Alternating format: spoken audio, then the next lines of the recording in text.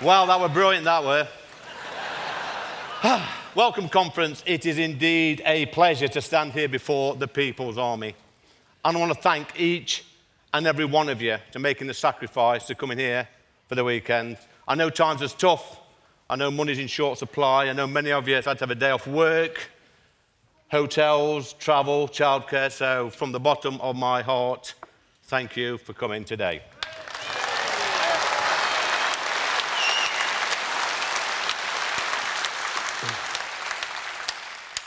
I want my country back.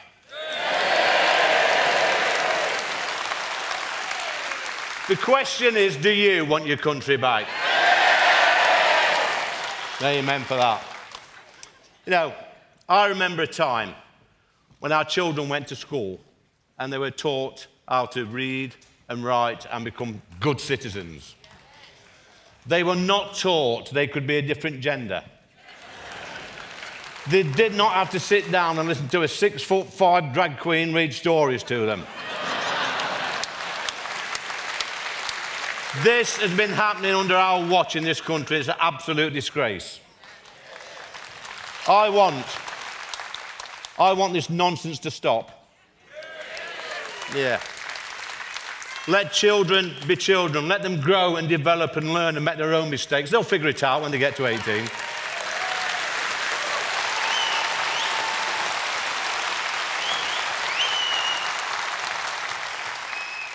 Just because a little boy picks up a doll, it doesn't make him a girl. True. And just because a little girl kicks a football, it doesn't mean she wants to be a boy. I want my country back, and the country I'm talking about would not tolerate this nonsense.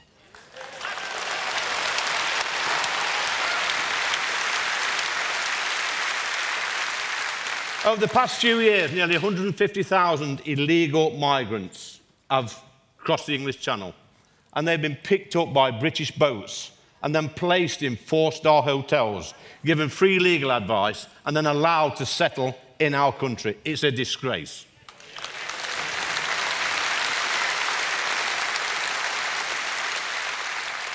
"90% of these arrivals are young men, some destined for a life of crime. We've seen it before. They've come into this country and committed all sorts of horrific crimes. And our governments have passed 3 acts of parliament to stop the boats, and they still keep coming. These men have broken into our country.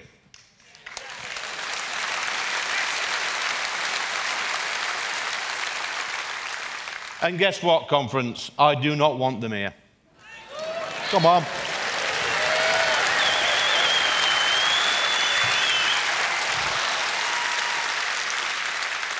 I want my country back, and the country I'm talking about would not tolerate this stupidity. You know what? Back in the 80s and 90s, in Ashfield, where I represent, the capital of common sense, it's true, it's true, I live there. If you applied for a council house back in the 80s and 90s, the council would give you 3 sets of keys and say, go and look at 3 houses and pick the one you want. Nowadays, 7,000 people on the council house waiting list in Ashfield. You've got literally no chance at all of ever getting a council house. And yet, Parliament thinks it's a good idea to let over 1 million people a year enter our country. That's hundreds of thousands of extra people putting extra pressure on our public services, whilst decent, hard-working Brits can't get a dental appointment, a GP appointment, a school place for their kids.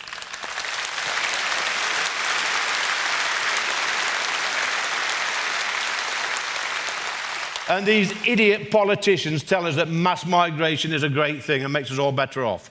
Idiots, a lot of them.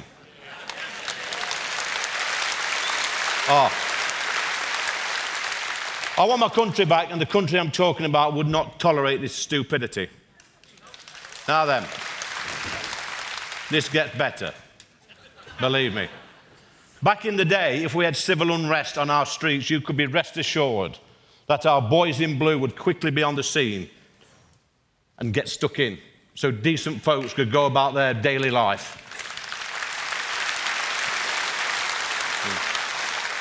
Just imagine telling people in 1984 on the picket lines, on the miners' picket lines. I was there with my dad and my family. Just imagine telling the police and the striking minds at that time that fast forward 40 years and we'd see a load of undernourished, vegans, grey-haired, yeah, armed with a Just Stop Oil high-vis vest and a dangerous pair of Jesus sandals. Yeah. Entering London and bringing the whole capital city to a standstill, whilst the Metropolitan Police stood by and did nothing apart from dance the Macarena.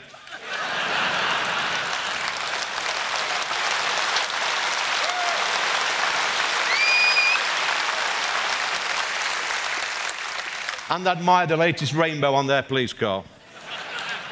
It's true. I want my country back, and the country I'm talking about would not tolerate this stupidity.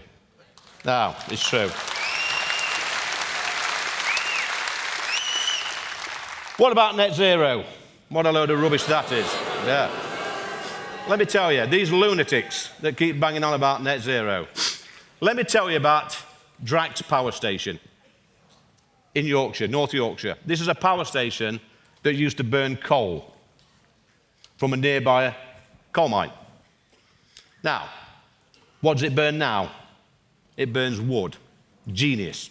This wood, by the way, comes from America.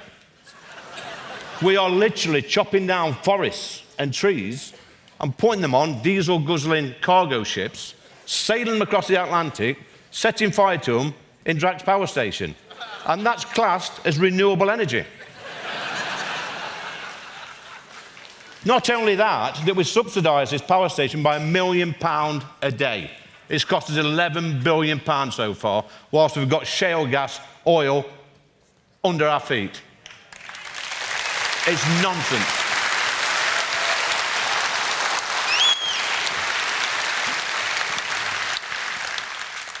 In March this year, I think it was March, might have been April, March this year, I became the Reform UK's first ever Member of Parliament. Yes, that's right.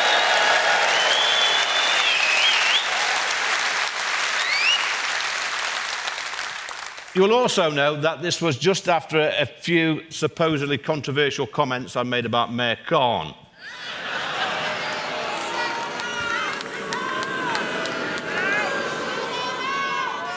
I like to think of it as constructive criticism. In my opinion, he has given our capital city away and he should be thoroughly ashamed of himself.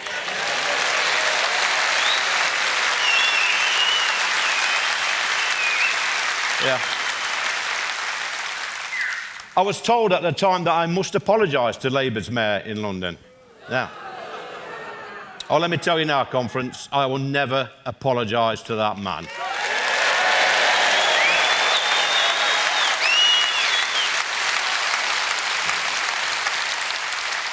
Let's look at his track record. Overall crime up by 21%, violent crime 35%, homicides 5%, knife crime 54%, sexual offences 51%. It should be him who's apologising to the people of London.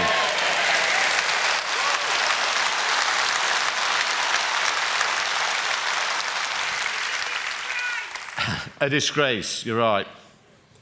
He's got the cheek to tell us that he doesn't feel safe in London.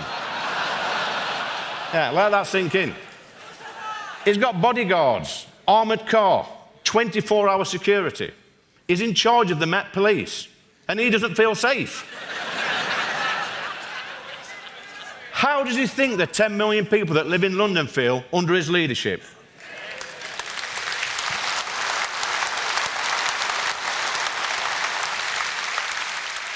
This man needs booting out of office for the sake of London.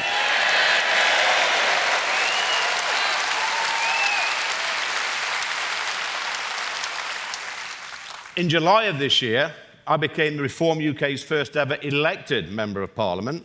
Yeah, you can clap for that as well. And let me tell you, that's a much better feeling being re-elected than the first time round, because I had a massive point to prove, as you know. Yeah.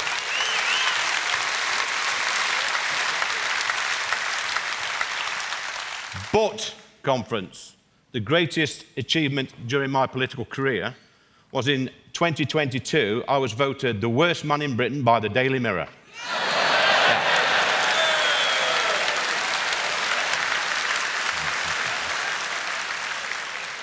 Now, that's a feat even Nigel Farage cannot surpass. There's no chance. But I'm telling you what, it was a close run race that year, because in second place, hot on my heels, was Prince Andrew.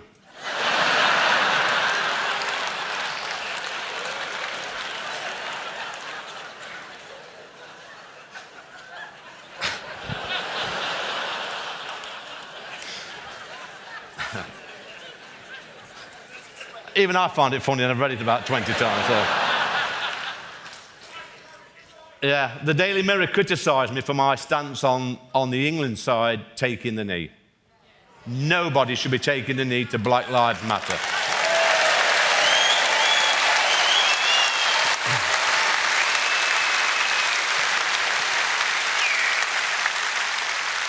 They also criticised me over some supposedly controversial things that I've said. Listen, it's not controversial to call out BLM. It's not controversial to be concerned about what our children are being taught in schools. It's not controversial to be concerned about mass immigration. It's not controversial to be concerned about rising crime in our country. And it's not controversial to defend our history, our heritage, and our culture.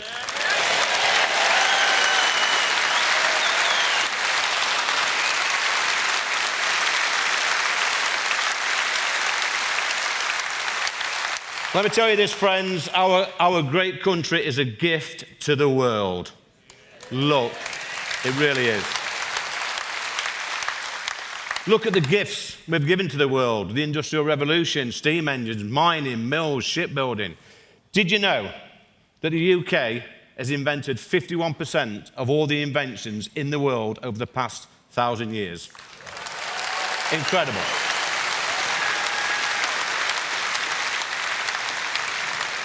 We are the greatest country in the world when it comes to inventions, yet we cannot invent anything to stop the small boats.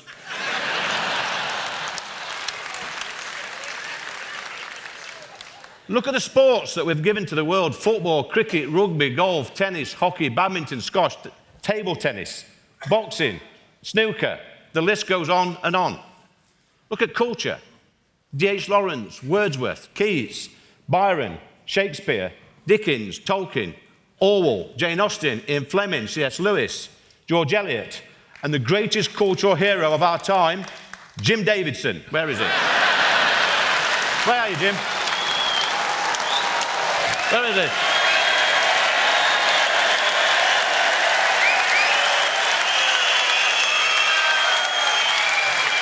Told you.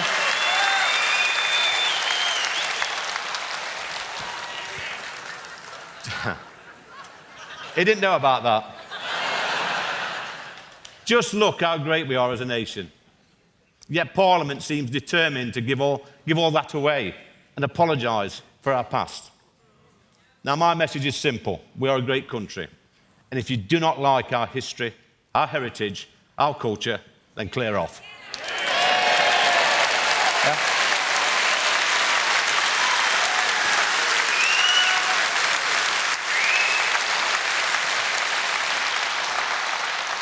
Is that plain speaking enough for you? Is that, yeah?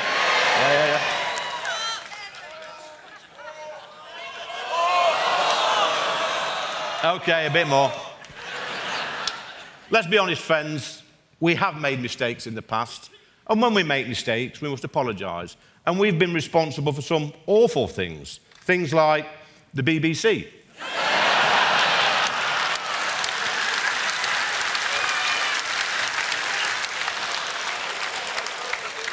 You know, just a few weeks back, they sent me a reminder for my TV licence, and some of you may have seen that I ripped it up online, and hey, yeah. Listen.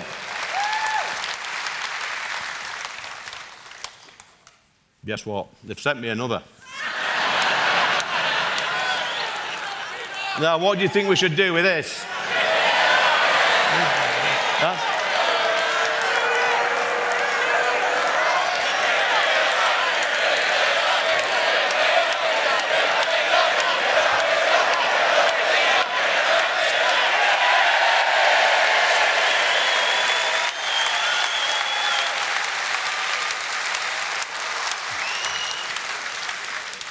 Friends, we have a real battle on our hands to save our great country. You know this. But it's you, the People's Army, that is our last defence, because Parliament's given up on us. We've got 5 MPs now, and I'm proud to be one of them. And our membership is growing every single day.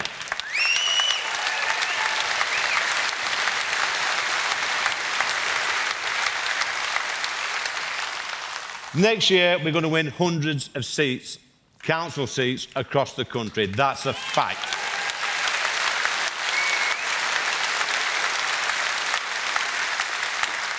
But we must take this fight to Parliament so we can take back control of our country and win the 2029 general election and put Nigel in number 10.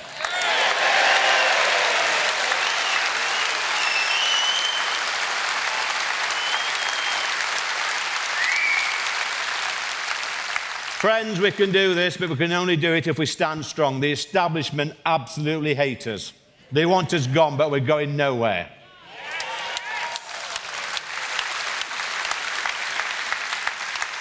They will not allow us on the select committees as they do not like scrutiny. And they do not want us on GB News either. They are trying to cancel us.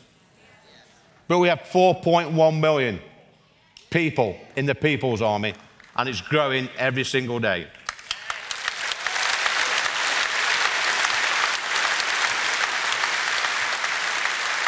Listen, the mainstream parties are scared of us, and so they should be, because we're coming for them at every single ballot box in the country. Friends, stay strong, keep the faith, spread the word, and together we will get our country back. Thank you.